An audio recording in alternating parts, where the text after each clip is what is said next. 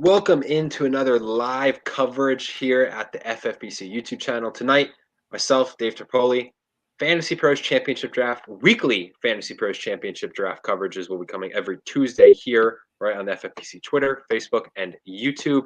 Terp Fantasy Pros Championship, $1 million grand prize, over $6 million in the total prize pool. And this week, we're doing our weekday giveaway. If you draft today, Tuesday, Wednesday, or Thursday, today is Tuesday. I don't know why I said today and then Tuesday. Today, Wednesday, or Thursday, you will be entered to a chance to win a free FPC championship team. We're giving away a total of $1,000 worth of teams this week. All you have to do is draft by Thursday. So get in there. Terp, draft is underway. Awful intro by me, but we're gonna move on there. Justin Jefferson, Jamar Chase, Travis Kelce. Your intro is flawless. Yeah, you know what?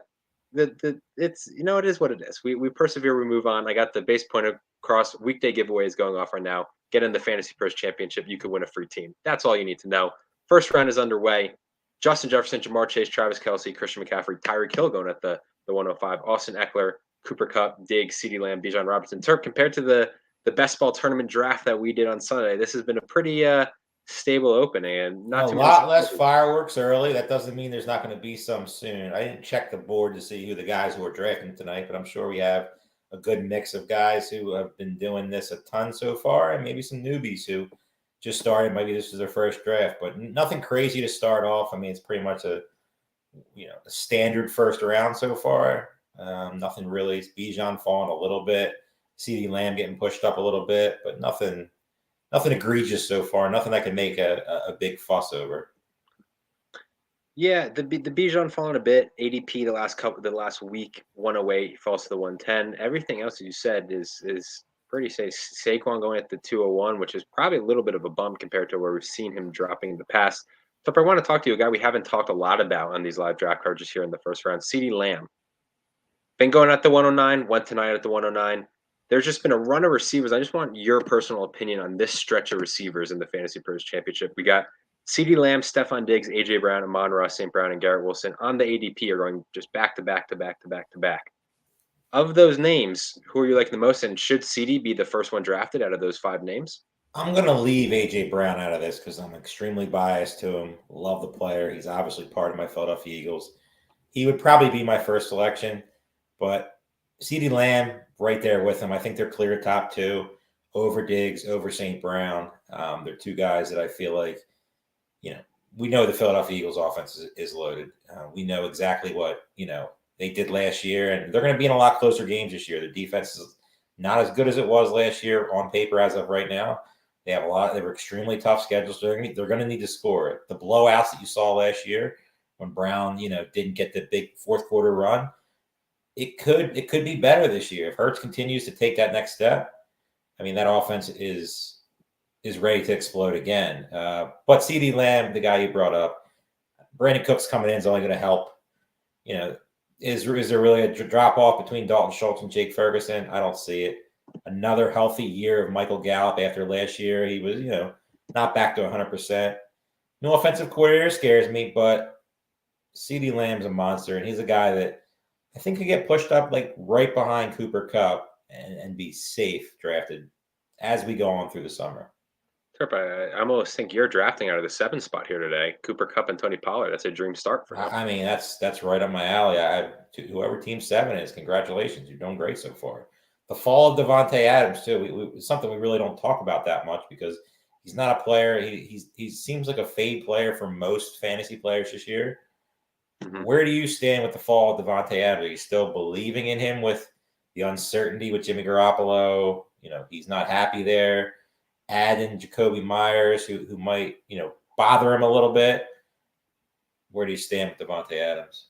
Yeah, I think he's super talented, right? Great route runner. I think theoretically he could be just a target monster like he was last year. It's just the upside of some of these other names are just way more intriguing, right? Garrett Wilson pairing with, just looking at the names that got drafted.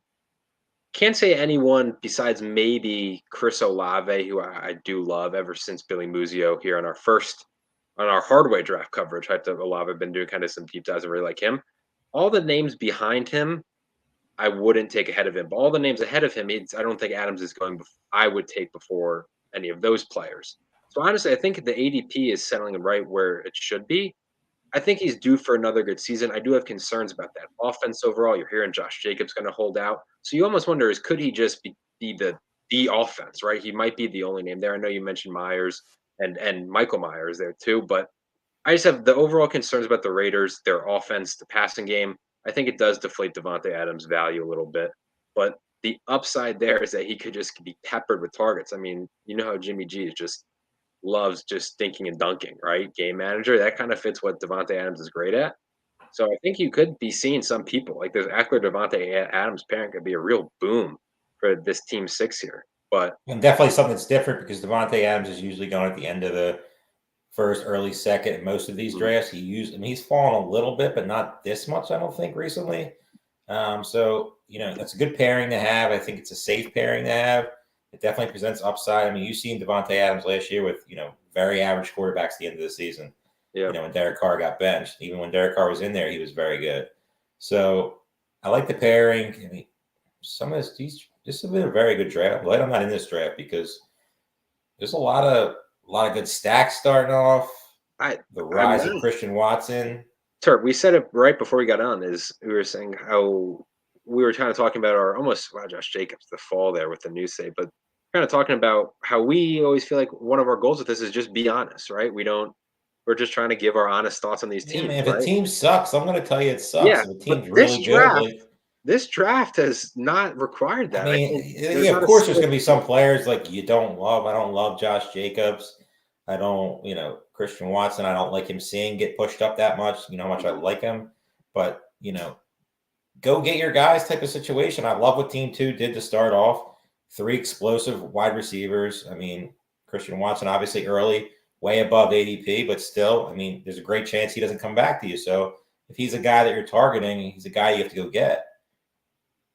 Yeah, I'm looking at it right now. I'm trying to find it. The Josh Jacobs is obviously the ADP is getting depressed as more and more negative news about possible holdout comes there. Obviously, concerns about its workload last year is going to hold up this year, and then as we kind of mentioned, the Raiders' offense. But this through the 2 rounds, you had a pretty stable, normal ADP. Everything's going to plan. But this 3rd round, we got a couple of surprises here. I'd say Christian Watson, who is your guy, but he's been going in the early 4th. He goes at the 302 today, which is quite shocking. Let me go check. Probably one of the earliest I've seen him. I think I saw him in one draft that was posted a little bit ago that he got up in the 2, the second pick. So I would check it. It was best ball that I believe you saw him earlier, but in the FantasyPros Championship over the last week, it was 311. So this is the earliest he's gone by a good margin. Picks. Yes. And then Josh Jacobs, he's been going in the early 3rd over the last week.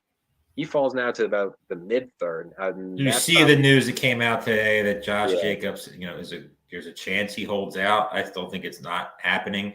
Why would you, if you're Josh Jacobs, hold out? What leverage do you have? Like, if Saquon Barkley holds out and you want to actually make that move and try to all running backs hold out, let's all see what happens. Hopefully that doesn't happen for fantasy football, but that would make a little bit of sense. But I don't see it. Josh Jacobs is not somebody I'm targeting much this year. I don't trust that coaching staff.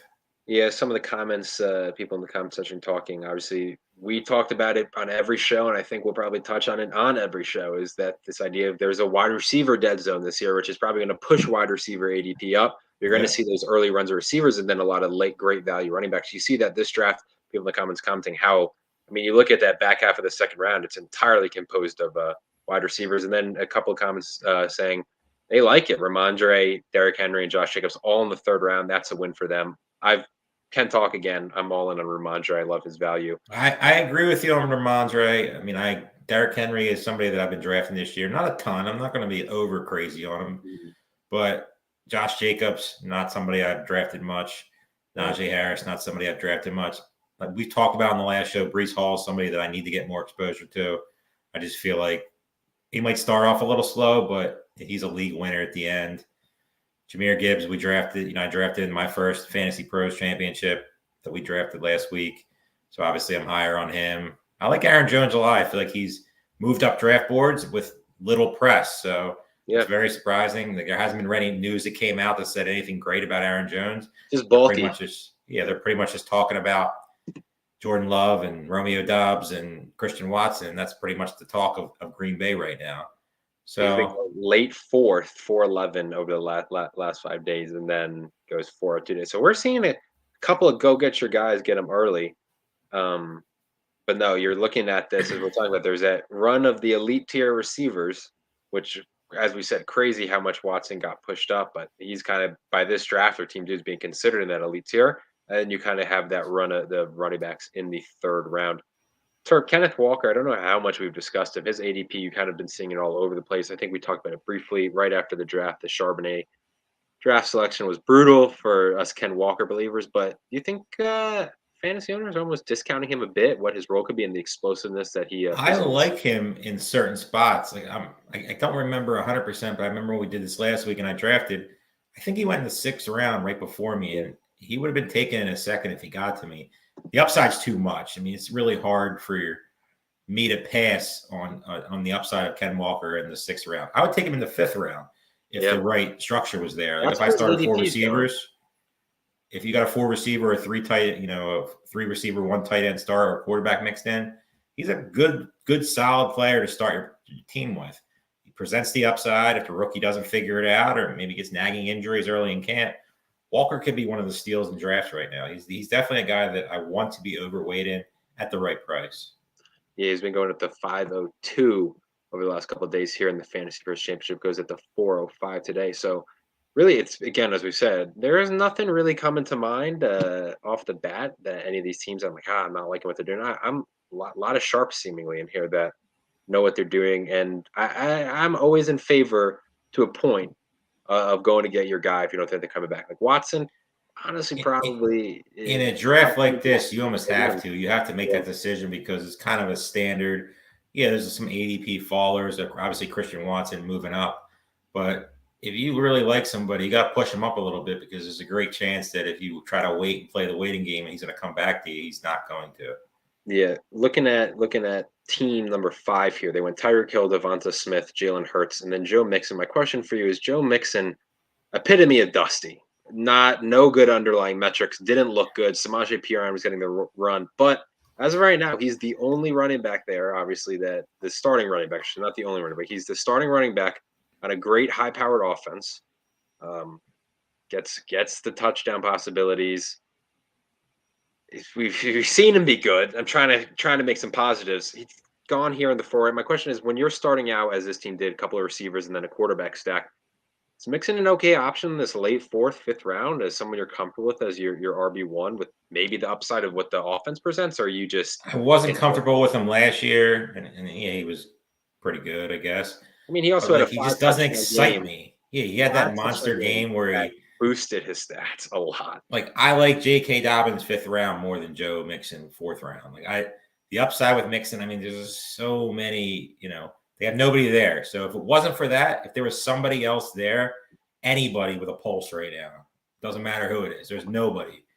Joe Mixon wouldn't be a 4th round pick. I mean, I just feel like, yeah, they're going to still get him the ball, eyes, and catch passes and all that good stuff. But, I mean, the upside to me just isn't there. He's a guy that, I mean, I haven't drafted much. And I know I'm probably a minority because I know a lot of smart people haven't taken him, but I just can't get behind. I would never take Joe Mixon over Jerry Jeudy, DJ Moore, any of Lamar Jackson. Obviously, you have Hurts, but any of those guys. Like, I just feel like that team with Jerry Jeudy instead of Mixon and then just plugging in J.K. Dobbins would have been a better start. Received a text yesterday from a good friend of mine. He might be watching. I don't know. I saw him in the comment section earlier. He said he's in on Dameon Pierce this year. I agree. Are you in on Dameon Pierce? Because I know we talked about him during the best ball tournament coverage on Sunday. Go watch it on the FFPC YouTube. And you guys took Devin Singletary. Pierce had a really good rookie season. Slowed down, got hurt. That was the most workload he's had in his career. Kind of feels like a name no one's really talking about. I'm not seeing any nobody at all. Compared to last year, when obviously he was the talk of the preseason, right? And now he's pushed up a bunch. This 5th round, you see him sometimes occasionally falling to the 6th, but really that 5th, 6th round is where you're getting Dameon Pierce this year. Where are you at on his stock? I mean, I drafted him in the first live show that we did. Yep. It was a best ball tournament, so a little bit different, obviously. But I mean, I like him. I like that backfield. I like both of the players. I think they're, very solid fantasy picks this year. But again, it comes down to structure. And a team like Team 3, Damian Pierce is a guy that I'd be happy starting my team with. I mean, it makes sense. I mean, I would have took J.K. Dobbins over him, maybe Cam Akers, but it's not like a slam dunk either way. I think Damian Pierce presents enough upside on, new coach D'Amico Ryans, new quarterback, young receivers with potential, a steady veteran tight end, offensive line who's not terrible. I think he could be solid this year. I mean, do I think he has, top 5, top 10 upside? Probably not. But do I think as your, 1-2 running back with a, stacked tight end, 2 receivers, and obviously with the best quarterback in the game, you could do a lot worse. Honestly, I don't know if we've talked about him at all, but Kyle Pitts. You and me both love Kyle Pitts last year. Don't know a single person in the fantasy community who didn't love Kyle Pitts last year. He was going in the first round at times last year in the FFPC with the tight end premium format. This year, this draft, 507, awful season, awful year for Kyle Pitts. Arthur Smith's the bane of fantasy owners' existence. Please don't hurt Bijan, Arthur. That's all I ask. But Kyle Pitts, can you, after getting burned last year, is there any sign of a bounce back, or is this, as long as Arthur Smith's there, that Kyle Pitts is just going to be a inconsistent week-to-week player? I stand with the mentality that I think one Falcon is going to be pay off their ADP by a long shot. Whether it's Bijan and he's going to be a top 3 pick next year, whether Pitts is going to regain what everybody thinks he's going to be a first-round pick last year, or Drake London takes that next step. A lot of people think it could be 2 out of 3. There's some people out there that think 3 out of 3. I'm not on Pitts this year. I just don't see it. I didn't see it last year. I mean, I know he had a good rookie season. Obviously it's a record-breaking rookie season in some people's eyes as a rookie tight end. Extremely talented kid. Do not trust Desmond Ridder at all. Don't trust the coach. I mean, Bijan, Drake London. I mean, it should be a small target tree, which is a positive and something that could work out for him. But you're banking on 2 things that are just such an unknown right now. And Desmond Ridder, what's his ceiling? What's the best you're going to get from him? How many passing attempts are they going to have in that offense that's going to make Pitts and Drake London exceed their ADP? I'm out on Kyle Pitts. I'd much rather have Darren Waller, Dallas Goedert, George Kittle, punt the tight end position, obviously one of the top 3 guys. He's a guy that I will have a small bit of exposure to, but in big spots, he will be passed for me. John Terry in the chat saying QB play can't be worse than Mariota. Well, he's right. Mariota was terrible. It's got to be better. How much is the question? I think the key is the Falcons run the ball all the time. They run the ball 60% of the time, I think, is a stat. When they're down in games, they run the ball. Imagine a world where the Falcons brought in Lamar Jackson, didn't draft Bijan. What Kyle Pitts and Drake London would be getting drafted? First, second round draft picks. I think there would still be uncertainty with Arthur Smith. I mean, fair. At least you're not seeing. They would definitely be much higher than they are now. I think Drake London, you see that kind of what Christian Watson's doing, that slow push up into the 3rd round. That would have been Drake London.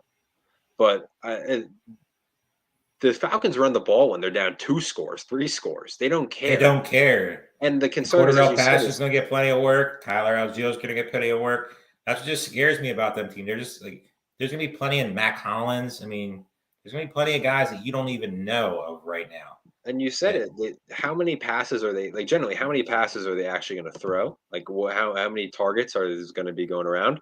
And how many of those are going to be catchable passes? We saw Mariota have so many games of 11 completions. It wouldn't shock me if Ridder has a bunch of just 15 completion days. I have one of those guys are going to, in my opinion, pay off their ADP. Do I think they're going to exceed it by a ton? No. I think one of them is going to be a complete flop.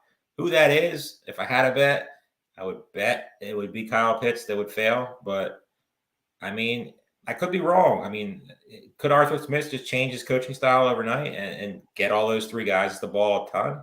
It's possible, but it's a bet I'm making against this year. Terp, people in the comments are kind of shocked.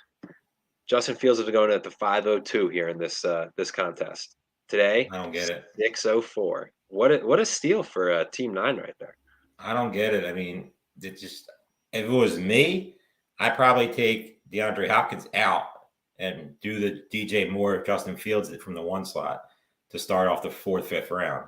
I mean, that just made too much sense to me, especially what's getting drafted. I mean, after, like, DeAndre Hopkins is a wild card right now. Like, you don't know anything about where he's going. All you've heard about is the Titans and the Patriots. Does that really excite you? And then the Browns were a name thrown at Panthers, I heard today. Like, it's all talk at this point. Like, he's just trying to stir some more interest up. But I think at the end of the day, he goes to New England. And if he goes to New England, like, what's the best case scenario? Yeah, the Hopkins, the buzz early, right when he got released by Arizona. I believe he went in the late 3rd of the hardware draft. It makes sense to me because some of the names you're hearing is Chiefs, right? You're okay. Like you're hearing Chiefs, Bills. I mean, if you hear Chiefs, Bills, you're like, I'm on board, especially the Chiefs. I mean, yeah, Hopkins probably is a 2nd round pick with the Chiefs. And then the real names kind of come out, the real contenders for services, and it's not exciting. I'm surprised. No, Panthers, like maybe it's a hot take. You're going to the Panthers. Just say you're not trying to win.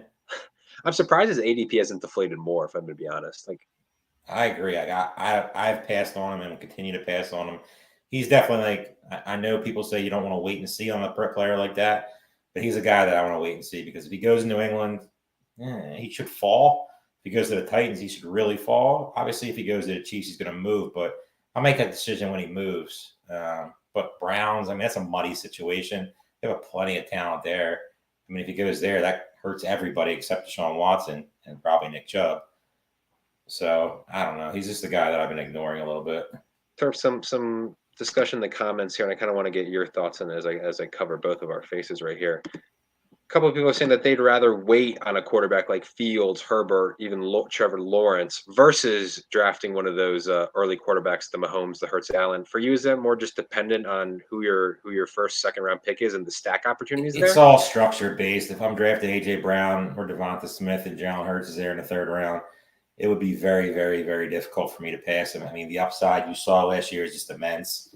The schedule at the end of the season is not something that scares me.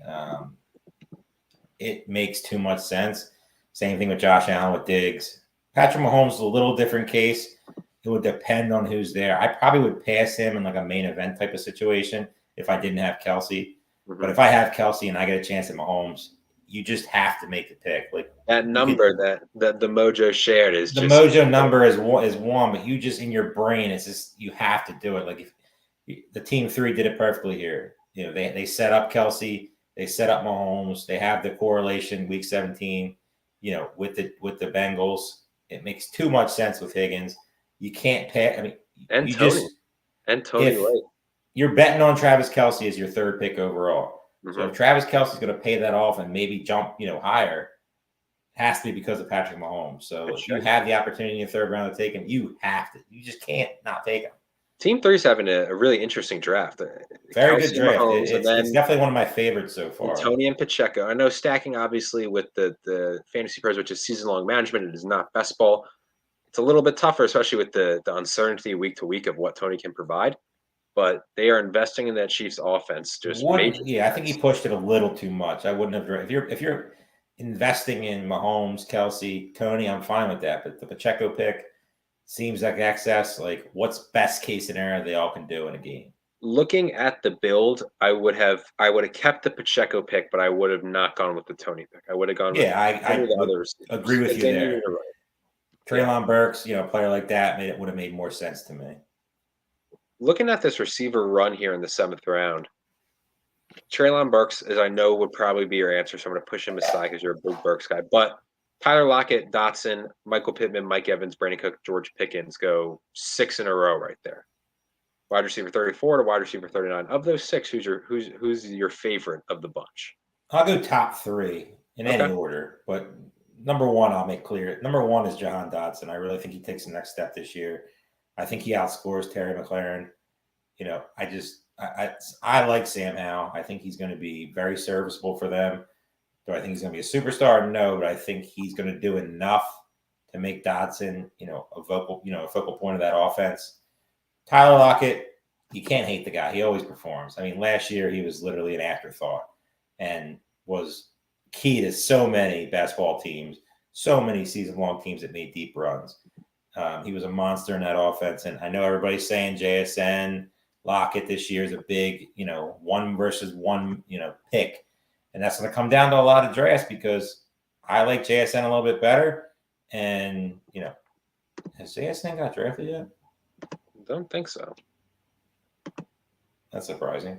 But anyway, yeah. Third would be Mike Evans. I like Mike Evans in that offense. I think he will be the best out of the two with Chris Godwin. He presents, obviously, the goal line upside with – he really hasn't got drafted. What's the latest? You have Mojo up right now? Yeah, I do. So JSN's ADP is 709. Lockett's is 705. The latest that Jackson Smith and Jigba has gone is the 811. So it's not the craziest. No, it's not crazy. But I'm just so stuck in the currently best odds seeing Quentin Johnston, Cortland Sutton, Michael Thomas. I don't know. I'm just a believer. Somebody's getting a good value. Whoever gets him right here. I mean, JSN, the thing about JSN is he could outscore Lockett and Metcalf. He's that talented. Mm-hmm. Will he? Probably not. But JSN could be a league winner. If you get him at the right price in some of these drafts, by the time like the big money, is getting determined at the end, he's definitely a guy that, once he gets his, feet wet in the NFL and starts figuring it out, and obviously Pete Carroll, uses his brain and uses more 3 wide receiver sets instead of, 100 tight ends and 100 running backs. He's definitely somebody to watch. I'm shocked he has not been drafted yet. Yeah, this is at minimum. There he goes. This is right tied to the latest he's gone over the last week. Team two is. I'm trying. Team 2 is probably my favorite draft so far. I mean, I'm biased obviously toward the top 5, 6. I mean, there's not really any pick that I like actually looking at it. Dislike, I mean, there's the running back room obviously has some questions with Swift and Montgomery, but you have 3 legit receivers to start off. You have a top-notch tight end in what some people call the possibly QB1 this year in Lamar Jackson. It's really hard to dislike him. Plenty of talent still on the board to add to that team. Team 2 has done a great job so far. I mean, Terp, I'm going to be honest. Team 1, if you just sub Fields for DeAndre Hopkins, they're having a hell of a draft. Hell of a Hunter. Couldn't have said any better myself. Because now you're chasing the position. I guess you could go Cousins. You can go Geno Smith if you're a stacker. That makes sense. But there's the double tight end tap right there. Yeah. They're kind of the same player, so it's like you're not playing them both with the receivers you have. So who do you play every week? Like that's a tough spot. To me, it would have been take one and then, either add another running back or, possibly push a quarterback up here. But like you said, if you switch Hopkins for Fields, that team would be very, very nice right now. I know the receiver position is suspect. But individually, Team 10, I like every single pick that they've made. I'm not factoring in the build that all that. Just looking at each round, fan of all those picks. If they just go on a receiver run after Gibson, I like their running back. I agree. Team 10 has done a good job. Mark Andrews is a guy that continues to rise up draft boards. I mean, he should with obviously the tight end format. Where you're getting a 1.5. PPR, new offense, new offensive coordinator, Lamar has more weapons now, but Andrew still should be the guy. It's really hard to dislike anything that team has done so far. It looks like Trevor Lawrence might have been an auto pick, but still not a bad pick at all. I mean, it looks like, a team with a ton of potential. Only other team that's catching my eye that I really don't mind is Team 7 there. I like Cup, like Pollard, like Allen, like the start. Ridley, we've obviously talked about. Pitts, I know you're off on, but shooting for the upside there in the 5th round of the talent overcomes the situation. Samaje, I've been up and down on, but I do like James Cook. I like you said Team 2, 7, and then 10, and I will shout out 1 because 1 pick doesn't determine it depending on how they can salvage it. So there's a lot of good teams. There's no team that I could actually look at and be they're terrible. Team 12 is getting a little mockery in the comments. They're saying that they need a time machine to 2019 for they are doing some. I'm not disagreeing with what they're saying. I'm not staying at Team 12 is definitely not one that's catching my eye. But if you're betting on the Browns offense, Saquon Barkley, once he signs on the dotted line, St. Brown, we got it a value the other night, but still solid pick. The running backs don't excite me. With Sanders and Cook, they're 2 guys I'm not drafting. Michael Thomas, if you believe, it's not the worst draft I've seen so far.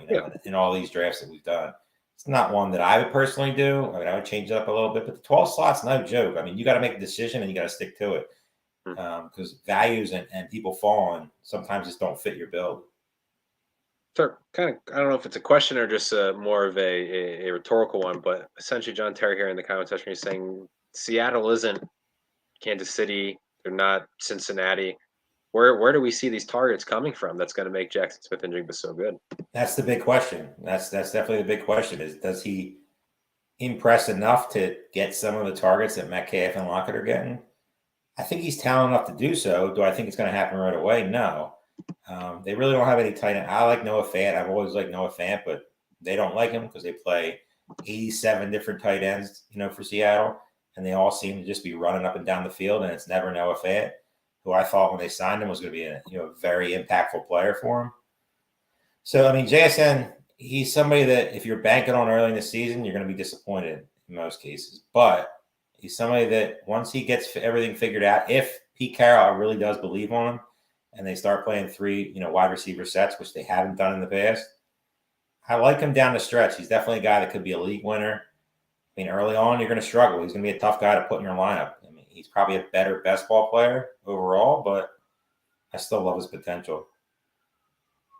I had a name that I was going to bring up.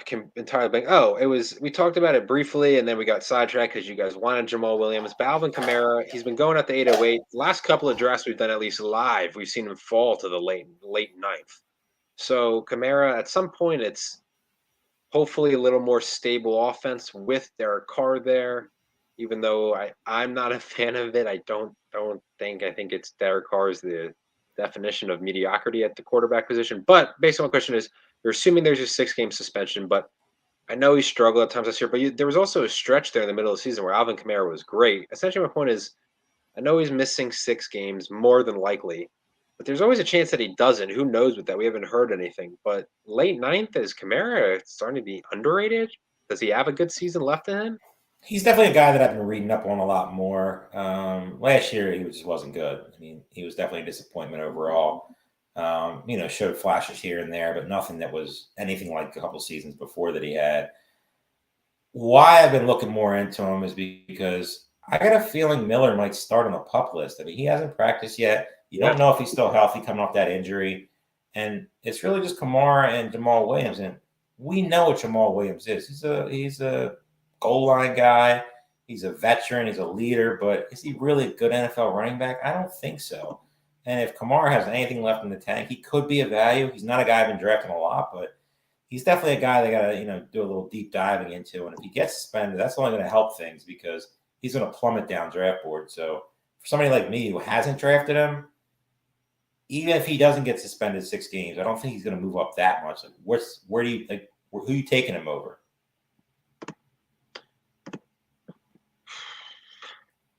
Dude, it's a tough spot. Yeah, you've seen the talent. He won people millions of dollars 2 years ago. I think it was 2 years ago when he had that monster game on Christmas. I think it was. I think 6 touchdowns. 6 touchdowns, and he camera. won people millions of dollars that day. But I mean, last year he just looked dusty. I mean, and that offense, you got Taysom Hill, who's just an annoyance. It wasn't complete dust though. Like it wasn't a mix-in where it was bad all season but one good game. Kamara had a good 4 or 5 game stretch there in that middle. It was about week 4 to about week 8 where he was also. poor. I don't like the coach. I don't like anything about the coach. I mean, so what do you think of what in this format? What Team 9 did, where they went Kamara in the 9th and then they turned around with Jamal Williams with the possibility of Miller on the PUP. They're getting a starting running back. But they are. But who are you starting? Like, what's your the only way you're going to make probably the right decision if one gets hurt, and if one gets hurt, you're wasting a draft pick. So the issue overall with Team 9 is, and I'm sorry I cut you off there, but Team 9 is Davante was right before that too. So you're looking at probably 2 running backs in your first 10 rounds who are probably going to miss the first 6 games at minimum. Right. And you have enough you have Jonathan Taylor, you have Najee Harris, you have enough to, withstand that. I mean, Davante Williams is the ultimate lottery pick. If you're picking him now, you're picking him ever, he's an ultimate lottery pick. He's not somebody I've been drafting. He's somebody as we get closer, if there's still positive stuff that I'll mix in a little bit more just because for upside. but he's not somebody that I'm going to be drafting like big spots comfortably. But like with this team setup, you have to get there. You have Jonathan Taylor and Najee Harris with your lack of receiver depth. You only have 3 through 10 rounds. That's not a recipe for success in this format or any format this year because receivers are going crazy. Questions on George Pickens. If Brock Purdy's not ready, Deebo Samuel, you don't know. Obviously, CeeDee Lamb's great, but there's a lot of questions on that team. They're running back 3 in a row. Yeah, you might start Jamal Williams right off the bat, but like, what do you plan on getting from Jamal Williams? Like, Dan Campbell's not there. Like, they literally gave him the ball every time on the 1-yard line. It's not going to happen again this year. So until it does, his ceiling? Until it does, and we all question. Until it does, but I'd make a strong bet that it's not. If Jamal Williams does the same thing he did last year, hey, that's awesome. But like, I could see more, 40 yards rushing, 1-2 catches, maybe falls in the end zone type of situation, and that might get you, solid bye week filler, but that's not going to get you a championship. Interesting name here in the 11th. He's been going at the 10:06, so not a crazy fall. But with the news that Miami has offered Dalvin Cook, Devon Shane has gone at the 11:02. Dalvin doesn't stay healthy. Dalvin's looking a little washed. I think Shane's still a great value. Like, I'm buying. He's going to even if Dalvin Cook goes there, he's going to be even better value. Because if Dalvin Cook's there and they pay him, you can eliminate Mostert, you can eliminate Jeff Wilson. One of them are getting cut, traded, whatever. A-Chain is still going to have value. He might not have value right away, but one injury to Dalvin Cook, which we've seen time after time, he is a league winner type. In that offense, if, watching that kid, he's a talented kid. He's a guy that I've been very highly exposed to. A guy I drafted, I think, in both drafts so far that we've done live. So I'm very, very high on him. I mean, rookie running backs are a question, obviously, but in that offense with the speed that they possess, I mean, Dalvin Cook or no Dalvin Cook, I still think A-Chain is a guy you want to draft. Looking, I know that they are running backs here for team 2 because they went receiver heavy and then had Lamar and Waller. Swift, Montgomery, Warren, and Nation. It's not the best. I think the Swift upside is certainly there. I don't know if I would have gone with Jaylen Warren. It really is funny because fantasy Twitter, it's your one or the other. You're in the Najee Harris is going to do for a big year, or it's Jaylen Warren. He wasn't just good because he only had a couple of touches a game. If you extrapolate that, he'll stay good. So that's an interesting debate there. But I do love the A-Chain pick. This is a guy who I think you're taking for upside. 100%. He's an upside play. He could be a wasted pick. It's always possible, but I just don't think definitely a guy that I'm happy drafting, and I'll take my chances.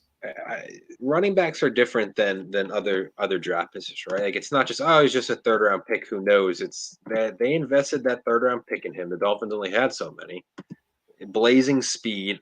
A lot of people were surprised that he wasn't talked more about in the draft process in the lead up, and he kind of fell to that 3rd round, even though that was where he was projected. But you look at the intangibles, and I'm in on him as a player. The Dalvin buzz, and there's no guarantee that Dalvin goes to Miami. That's been the trendy landing spot projection for. No guarantee at all. Absolutely none. But who knows? I hope he doesn't, personally. I hope he goes to the Jets, personally, and just takes my Breece Hall, thoughts still at him at a good value, but I would love to see him go to Cincinnati. That won't happen, but. Turp, one of your guys who I don't think you've really been given the floor to talk about, Juwan Johnson, Penn State product. I'm just. It's not even a question. It's just the soapbox is yours to pitch your love for him. He's probably my highest owned tight end so far. I've been coming off him just a little bit with news that Foster Moreau is getting, positive press in camp. He has a relationship with Derek Carr. Mm-hmm. Worries me a little bit.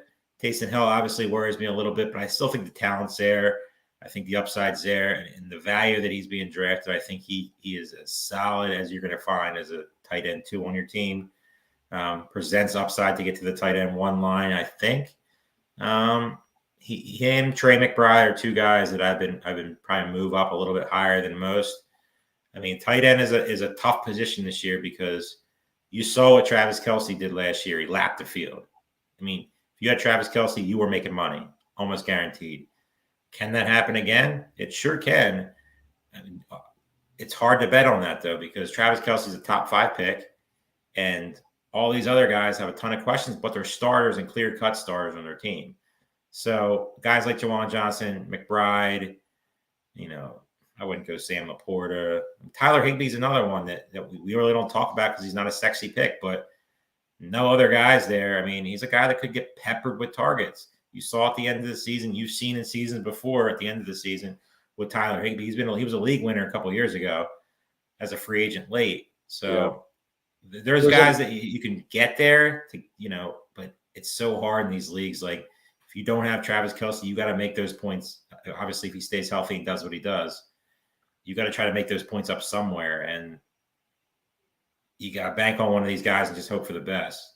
The tight end tier break is brutal. You're looking at after Kelce and then after Andrews Hockenson, and then as we talked about, kind of after the Waller, Pitts, Goddard, Kittle range. Mm-hmm. It's a tough break.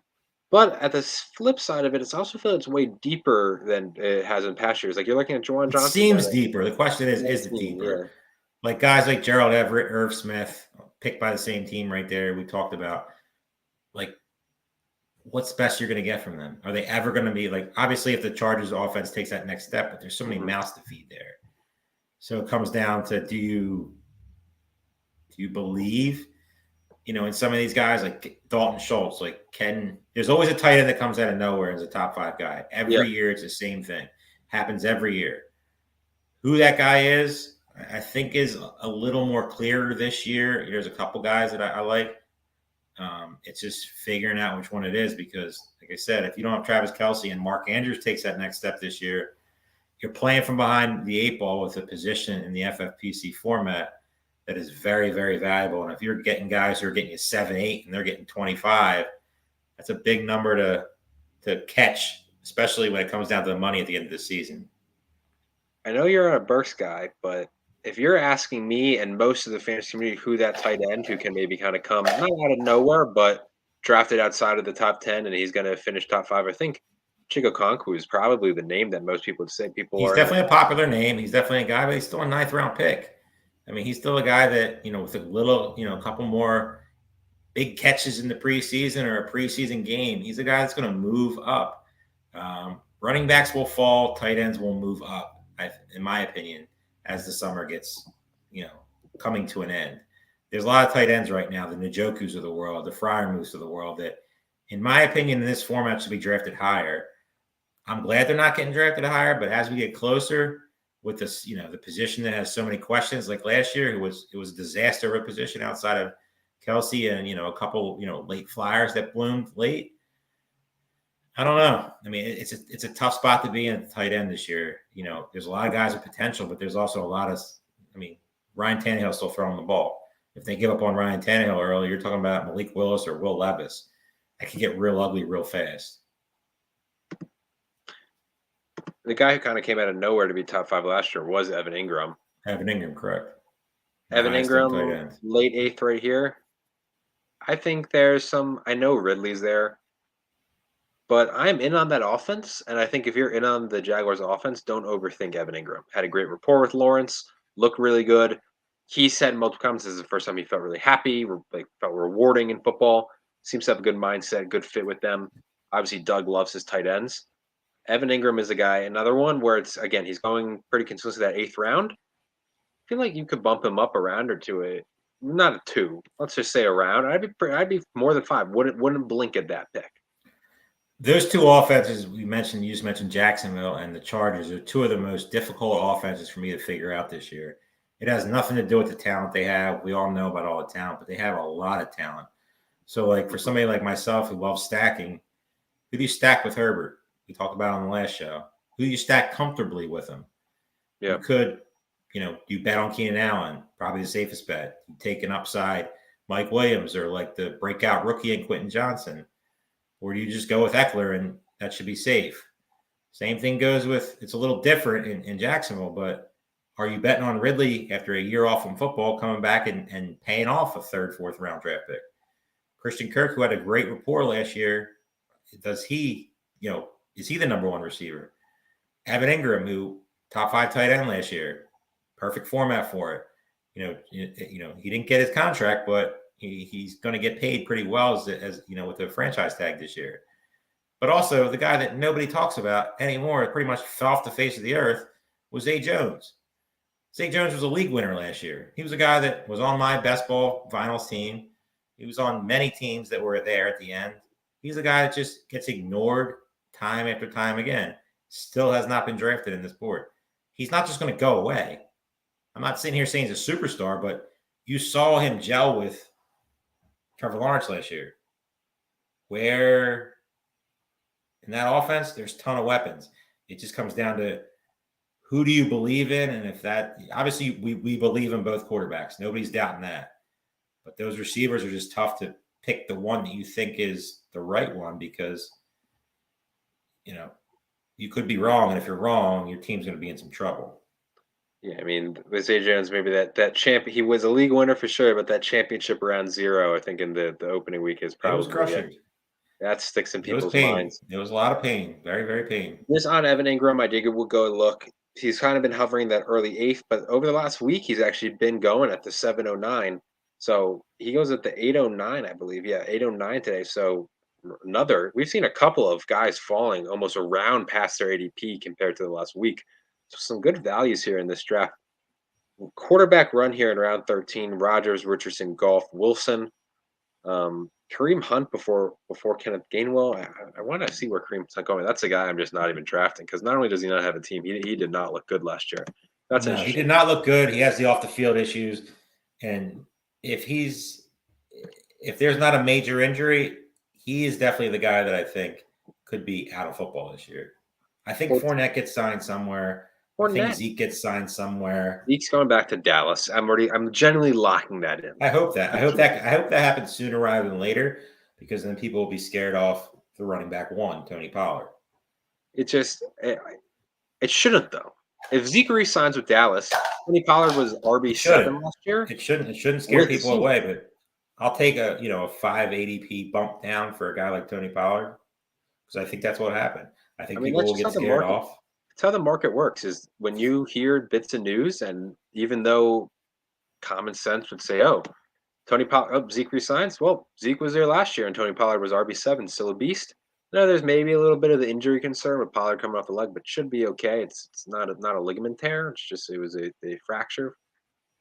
But he's going to drop just because that's how it works. Negative. It's technically a negative news for him. If anything, in a weird way, I feel like you'd almost rather Zeke be back than a guy like Fournette because you know exactly what Zeke's going to provide to them. 100%. You couldn't have said that any better. But also, there is part of me that says, if I'm a Pollard owner, as much as the idea of him being the only one there is, I really don't think he can handle the workload. Running backs his size. I don't want him to get the whole workload. Exactly. He's going to break down. I don't want him 89% snap share. I just don't. He's going to break down if he's only there. So you almost want a guy like Zeke where, it may suck, but Pollard will have the same role he did last year. You can almost lock him into a fringe top 5 running back finish easily. And then it's just hopefully lesser injury concerns. So we'll see. Terp, I wanted to go back to, I believe it was team 9. It was team 10 we were talking about, how I like their individual picks. Bijan, Mark Andrews, Breece Hall, Keenan Allen, Cam Akers, Marquise Brown, Lawrence Gibson. And I said, it really depends on what receivers they hit. Since then, they've gone Rashad Bateman. Don't love. They give me both Odell. Fine with Bateman if he's healthy. Which is a big question. Big question. Juju is a terrible pick. Juju, Rashi Rice, sure, the upside. And then Kendre Miller, which we talked about, Kareem Hunt, bad. But then Nico Collins, so trying to get back. And a great value in the 14th round. I mean, I think that's, a very, very good spot for him, in my opinion. He's right now the number 1 receiver on that team. I think the Texans are getting a little bit, disgraced a little bit in fantasy football. CJ Stroud is somebody that I'm very high on, especially in best ball.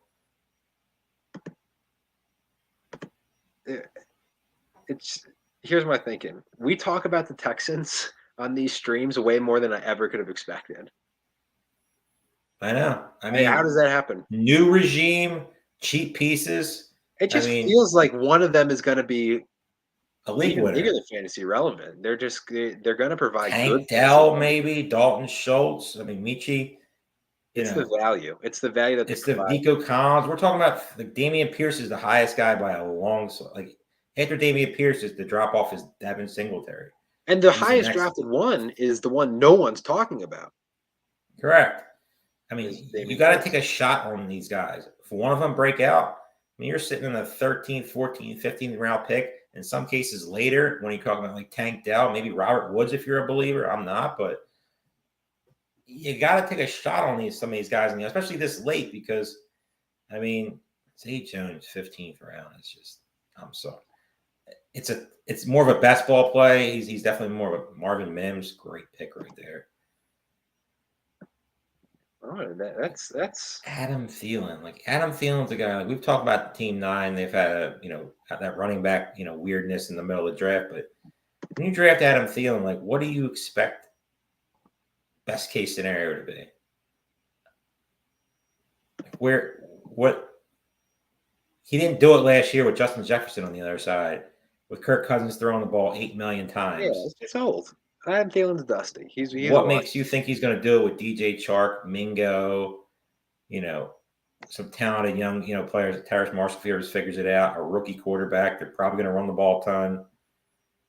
There's exceptions, right? We really talked about it on Sunday with your Devin Singletary pick, depending on the build. Sometimes you have to go maybe a little bit safer, just give you something. But here in the 15th round or later, I'm just shooting. Give me lottery tickets all day. Give me all the lottery tickets, and like if you want to mix in one veteran here and there, make a veteran that makes sense. Like somebody that a Paris Campbell or an Isaiah Hodges that has the path on a good offense with a very good offensive coordinator, to take that next step. I mean, Adam Thielen, he's not for me. So I think in the comment section they're talking about it, a name that we definitely haven't talked about at all, because why would we? But with the news of Josh Jacobs potentially holding out, it's never worked out for running back, so I don't know why he would, but who knows? Zamir White's ADP is going to be going up. Are you targeting him? Just that chance that? No, I'm not. I mean, I feel like if Josh Jacobs does hold out, one of those dust buckets are going to get signed. Whether it's, Fournette, Zeke, Elliott, Kareem Hunt, somebody will come up there and muddy the waters and make it a lot more difficult. I think we're not even going to be talking about this event. I mean, Josh Jacobs will be there, but Zamir White, talented kid out of college, just, injuries, couldn't get it all figured out, never really had that explosive year at Georgia, that would make him, obviously some of the, big time backs that came out of that school recently.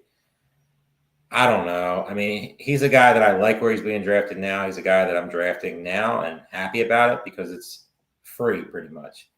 But if you're talking about like Zamir White moving up in like the 10th round, 9th round, if there's no Josh Jacobs, that's too rich for me. I know we're in the 15th round, but man, Deuce Vaughn about 3 rounds early is something. It's about 15 rounds early. Deuce Vaughn is the 4th running back on the Cowboys. That's you know what? Sure, you do you.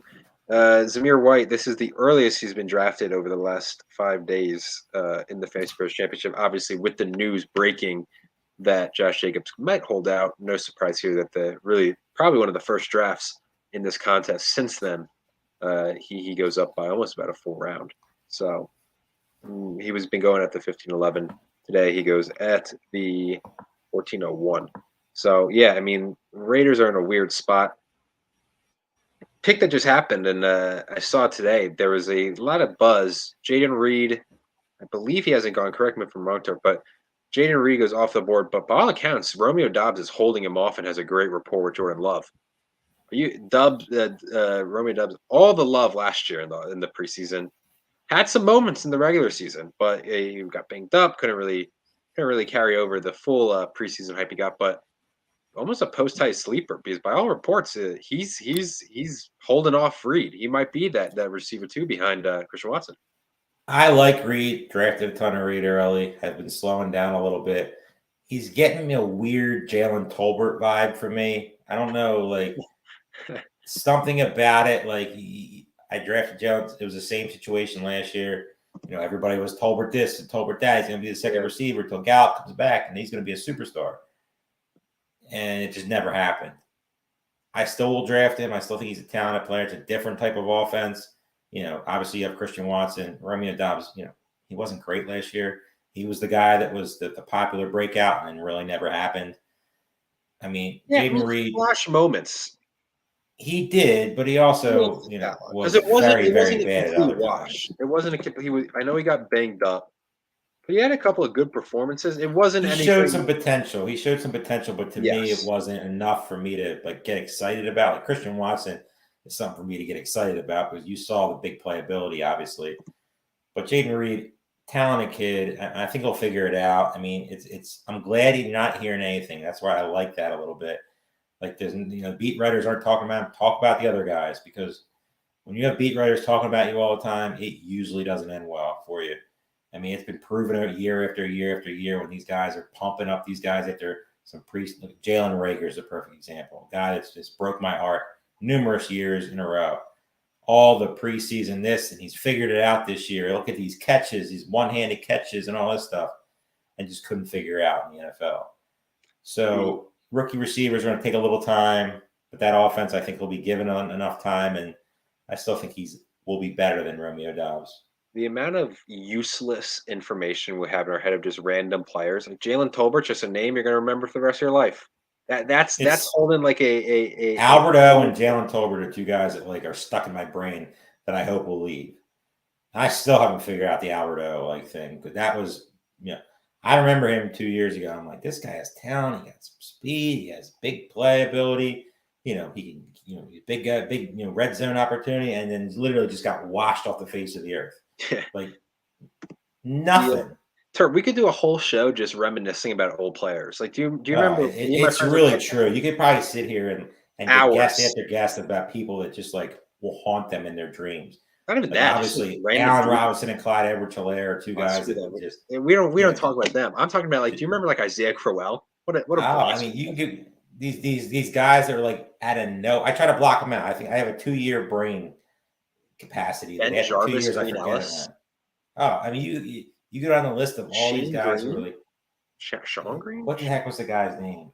Receiver Marquise Callaway. Oh, that guy was I got sucked into that one 2 years ago. I think it was. Oh, he was the second. You're only thinking negative. I'm just thinking about random names. I don't even care about this. There's the bad names, and these are guys that I drafted and got punished for it. In a couple of years, when he was a rookie, he was the breakout. I think I drafted him in the 9th round of a main event. What an idiot! What do you think Will Fuller's up to right now? Bagging groceries somewhere, I guess. I mean, there's just a guy that is talented enough to be a starter in the NFL that I don't know. He hasn't even had a workout. Remember he Gary just quit Portage? the sport? Is he in the middle of Montana in a cabin somewhere, just hanging out? What disappeared? He was getting drafted last year late because people just assumed he would sign. Will Fuller had some good years. I remember Will Fuller. Great years. He was a monster, DFS monster. You played him. He was good. He was good every other week for 27, 30 point. Him and Deshaun Watson bomb after bomb. Then he got fun to watch too. He got popped, right? He got suspended for performance-enhancing drugs. I don't think we've heard from him again. Talk about some good news for you. I have some great news from the chat. Dave Gerzak says, reposting, ESPN's Turn Davenport reports that Treylon Burks is playing at a different speed in offseason workouts and practices. Burks, per Davenport, is sporting a noticeably leaner build this offseason. I'm happy with that. All positive press for Treylon Burks is good, because the one thing about Treylon Burks is other situations is there is, honestly, I can name 2 of the other receivers, but 95% of the fantasy football world can't, because that's Nick Keenye, I think his name is, and Kyle Phillips. But besides that, who are their other receivers? I remember Billy Muzio on one of his shows listed them all, and he listed them all in seconds, which is just shocking to me. Hopefully he had the paper in front of him, but I've never heard of these guys. They did nothing in the draft to Treylon Burks could get more targets than he's ever seen in his life. And if that's good, that's exactly what I want. You're going to have me in on Treylon Burks. I mean, him coming out of Arkansas. The only way Treylon Burks fails this year, in my opinion, is if Tannehill. I want Tannehill to be the quarterback as long as possible. I'm not saying he's a superstar, but he can get the ball to receivers. Malik Willis, if he's the quarterback, I just quit. Will Levis can get the ball to receivers. Will Levis can get the ball there, but can he figure out the mental game enough to So, hey, Will Levis is getting the ball to someone. That ball isn't being caught just by It's a good offense or point. That's a great. defense. Who He's going to knows? chuck the ball, but the Oh yeah, question is, who's he chucking it to? oh yeah. No, but no. I mean, Burt. I just go back to I do trust Burks in at Arkansas coming into the draft. I was super high on. He was in a rough situation. He still had his flashes. It still worries me a bit because that offense just isn't great. Like, imagine if Burks was just on a better team. But Imagine no, we you can have. always say that. But what if? What if Burks was in Kansas City? I just think there. I have a question for you. Comparing the two of them, Burks or Drake London, both in not ideal offenses. I'm assuming you're going to say Burks. I I'm think always going to say London, just what Burks. we've seen, London is I don't think probably Drake way better. London is as good as people make him out to be. He was Personally, really good. He's just we in a talked about this last year, and I know I said Drake London. I made a lot of bets against Drake London, versus Christian Watson last year. Some, worked out in some stretches, some didn't. But I don't. I think he's good. I think he's a top maybe 20 receiver, and I don't know. He's just not somebody I'm as high on as the majority. Everybody says if Drake London was somewhere else, he'd be a superstar. I don't know. I just don't see it. Something about my eye test when it comes to This is Drake because you London just hated doesn't. him out of the draft. You're It could be a trying. bias. It could be You're that biased bias, for but sure. I've watched him. I watched a lot of Falcons game. Like, when the season's over, I go through every team and I Yeah, watch with the fast forward button almost all the games. willingly watching the Falcons. Well, willingly watch all the games, and something about London just didn't excite me. I mean, I like certain guys like I want to go back and see that I hate, like I didn't like last year, and I Sure. wanted to watch him and see like exactly like what was I missing? Did I miss something, or is it just like a smoke and mirrors type of thing? And something about Drake London just I don't know. It just turns me off. I can't really put my foot on what it is, but he's just not something. Like, I'll draft him this year because target tree is going to be very limited there. You'd think. He's probably my favorite out of the three. I mean, Bijan, I'll get exposure to just because of the massive upside he possesses. Kyle Pitts, I'm just going to keep passing on. Drake London, I feel like, is the safest out of the three. I I wanted to draft Bijan the other night. If you could remove one coach or coordinator, Arthur Smith. Okay, at least make it seem like you're thinking about the question. I don't have to think about it. It's Arthur Smith. All right. Second will be Dennis Allen. Really? Like, you don't know who's get Taysom Hill out of there. You're not winning with Taysom Hill. They just muddy up the waters of. I have a different answer. Mine would be Matt Canada. Well, yeah, that'd probably be a third one. I mean, that Ron was Rivera. But he's not the offensive coordinator anymore, so doesn't even have to do a snap. Marty Schottenheimer. Yeah, Brian Schottenheimer. Yeah. Yeah, I said Marty. I said that. It's all the same. I mean, your brain's a little, We're in the 20th round. I mean, Marty Schottenheimer. They're the same people. They're both not good. Yeah, Arthur Smith is up there though. I mean, because I look at the talent that's on that team, and I see three guys. Whether I believe in Drake London or not, three guys that if you just plug a different coach in there, even like a Frank Reich. I'm not saying anybody's a superstar, like a big name guy right now. You throw a different guy, a Kellen Moore in there. I mean, you're talking about a whole different type of situation. Yeah, my Canada, Arthur Smith, Ron Rivera, Schottenheimer, probably my three answers. I would love to see Ron Rivera be fired and he's probably gone. That seems like what a lot of rumors are with Josh Harris. The problem with Ron Rivera, the problem is you just hope that he just walks away, because if Eric Bieniemy is successful this year, Ron Rivera is going to get as much time as he wants to hang out there, because he'll be the one that brought Eric Bieniemy in. So it's a tough one.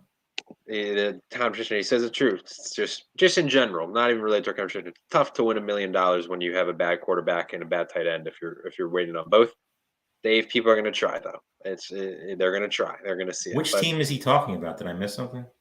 I don't know. I don't think he missed anything. I think it was just a general conversation about strategy and whatnot. So largely, this was we had some reaches for sure. I mean, and these drafts, I remember last year when we did some of these, some of the best ball drafts, we were sitting there for 2 hours, 2.5 hours, sometimes 3 hours in some of these drafts. And I'm just like, what are you guys doing?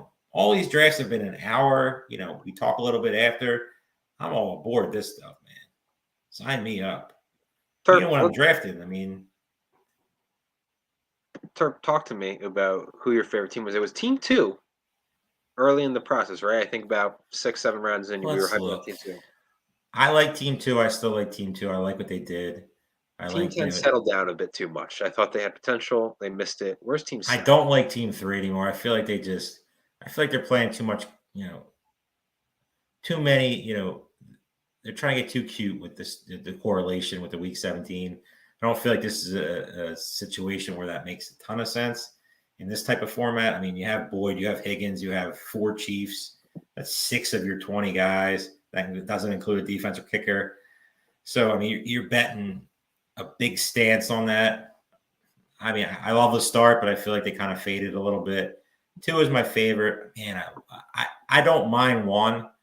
I mean, they came back, got 2 solid quarterbacks. The only problem with the 2 solid quarterbacks is, like, who do you play? Like, they're very similar. You have Metcalf with Smith. You don't have any, Daniel Jones bring back, but you don't really have to. So it's just tough because, like, in this type of format, you got to start somebody. It's not like best ball. In best ball, I'd be thrilled with those 2. But in a managed league, each week you got to make a decision with one of those guys, and it's like you're probably going to make the wrong decision 50% of the time, unless you just go with a guy and just hope for the best. I don't love every pick, but Team 7 overall, and I know it's being covered by our faces right now, but they also closed out with Jelani Woods, Keontae Ingram, and Jake Williams. 11th round, Zay Flowers, solid pick. 15th round, Marvin Mims, like a lot. In a format like this, the Eagles' schedule to start the season is very good. If you could take advantage of a defense, defenses is the hardest, and kickers are the hardest thing to predict in these contests. If you can take advantage of a couple of weeks where defense gets you 10 plus, I mean, this defense with the defensive line it has, with the schedule it has to open up, with the ball hawks they have with Bradbury and Slay, I mean, it has potential. Leonard Fournette, if he gets a good signing, Michael Mayer, it's a very, very good team. It's right there with 2. I agree with you. Fournette obviously stepped down. He's getting up there in running back age, but Zeke, Kareem Hunt generally did not look good football players to me. Fournette, the offensive line was really bad in Tampa with injuries. I'm not fully sold that Fournette's kind of in that kind of washed, aging veteran running back. I think he definitely has potential. I think the issue is, like, if he goes to Dallas, sucks for that hurts Pollard, I think, because I think Fournette could show some real flashes there. I don't know where he's going. I would have thought he would have signed by now, but he's waiting to see. But just looking, you said Zay Flowers. Don't love Brian Robinson in the format. I think just the ceiling is so low. But Samaje Perine, again, the issues, but no one's there with Javante. I saw a comp, though, Terp. I know Balky's not on Samaje Perine, but they said Samaje Perine is just giving Mike Davis Falcons It's energy. fair. It's a fair comparison. It's and that's the stuff you got to think about because we just talked about names that haunt you in the past. Mike Davis was somebody I was not on. Mike Davis was a 4th round draft pick. He was getting drafted in the 4th round with $2,000 in the main event on the line, entry fee. And in some leagues, he was going higher. That is insane. Mike Davis was a journeyman his whole career, but 1 year, I mean, that was one guy that I never drafted. I mean, there's been plenty of names we mentioned that have haunted me, but Mike Davis is not one of them. But it does give you the vibes because you could easily find a guy that you're not even heard of right now that could be the running back leader in Denver. Another name that haunts me, I don't think it was a drafting mistake. It was a starting, like Cecil Shorts years ago. Jeez, like you're going deep. Like 12-year-old Aiden started him, I think, in a championship, and he put up nothing for me. We could talk about names that we regret forever, but no, the Samaje comps I think are a little different. I think it's a little bit of a different player than Mike. I don't think he's going to be a superstar, but like he's a guy for a couple of weeks that should be able to get you a starting position on your team, and starting running back 2. I mean, do I think he's going to win you $1 million? Probably not. But I mean, you've seen some upside from him, and if Russ and Sean Payton figure it out, I mean, why not? I mean, he's somebody that I've owned a ton early. Slowed down a little bit just because, you can't get too overexposed to guys. One lesson I learned last year, you can't get too crazy with players. But he's definitely a guy I'll be adding in all these contests, at the right value, of course. Because, like I said, early on, you got to win your regular season. to get to the $1 million shootout. I mean, all this is all cool and everything, but like you got to get there first. And P. Ryan's definitely a guy that early in the season should be able to get you there. And if Javonte Williams is not healthy, Sean Payton is not going to trust some random guy to just go out there and, he knows his job is on the line every week, especially with Russell Wilson. My last team we're going to bring attention to, and then we'll get out of here. A nice hour and about 15-minute show. But Team 11 kind of caught my eye. If you're doing did well, very well, running backs, right, in those first 4 rounds, this is the way to do it. They come back with Christian Kirk, Chris Godwin, Elijah Moore. A lot of people do like Njoku. We talked about Jacoby Myers there. Don't know how, again, the ceiling there isn't great, but no. I love Dak. I love Tua. I've talked about my Tua love and the potential he has. You talked about Juwan here live. Kenneth Gainwell is getting some buzz. Ty Chandler's getting some buzz. Overall, I like my favorite team looking at this now. I mean, yeah, I like Paris Campbell. I like Thornton. Even with Hopkins, if he gets there, I still think Thornton will be the second receiver there over Dusty Juju, one of the knee issues. But there's nothing really. There's no downside of this team. I like the receivers. I mean, if Elijah Moore takes the next step, that's a question. He's always a wild card in drafts right now. 3 really good running backs, Chubb, plus the upside of Gibbs, plus the upside of Jones. Quarterbacks, you're not stacking with anybody, but still both very solid offenses. And if Tua stays healthy, if Tua stays healthy and plays all 16 games, 17 games, whatever it is now, he will be the best value in fantasy football this year. Is it still a wild risk? It's a wild risk, but it's a worst take. If it works out with that, with that talent that they have there, with Waddle and Tyreek Hill, and obviously the talent at running back, Cook or no Cook, I mean, you're not going to find a better weight quarterback than Tua if you decide to do it and it pays off. We'll go out with a hot take from the chat here. Dave Gerzak, he's saying his hot take: if Brian Robinson doesn't get shot this offseason, then he should do better than he did in 2022. Dave, it's not a Brian Robinson thing. It's just the fact that this is not a Brian Robinson love affair, Dave. Way better.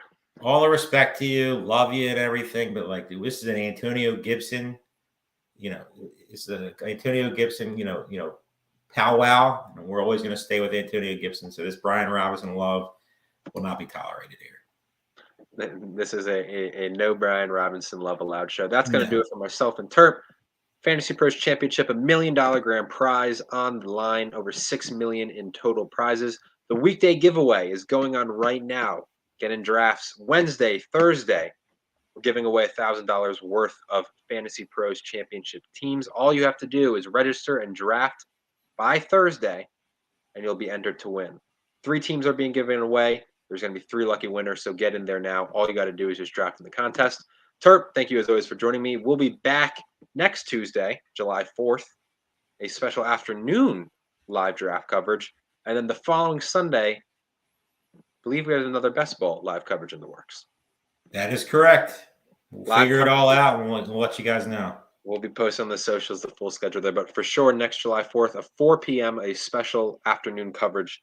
That's going to do it for myself and Terp. Thank you to everyone in the chat for talking with us throughout the night.